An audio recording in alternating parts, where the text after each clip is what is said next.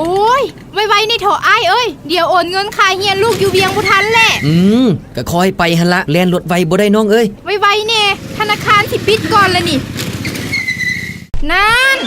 ว่าแล้วบ่ทันมื้อนี้แห่งวันศุกร์ลูกสิคล้องแล้วบัดนี้น่ะบ่คล้องดอกจื่อซื้อนี่ไว้เด้อธนาคารการค้าต่างประเทศลาวมหาชนบริการโอนเงินด่วนซุมซนหรือเอิ้นย่อๆว่าปีค่ำแม่นการโอนเงินตามจุดต่างๆเช่นห้านขายเครื่องห้านแลกเปลี่ยนห้านมินิมาร์ทและอื่นๆที่เป็นตัวแทนจะเป็นการโอนลอยโอนเงินเข้าบัญชีและฝากเงินภายใน5นาทีใช้บริการตามเวลาที่ตัวแทนเปิดให้บริการจะเป็นมื้อปกติหรือจะเป็นมื้อพักก็ได้มั่นใจทุกครั้งเพราะมีใบบินเซ็นยั่งยืนและมีข้อความแจ้งเข้ามือถือเมื่อปลายทางได้รับเงินแล้ว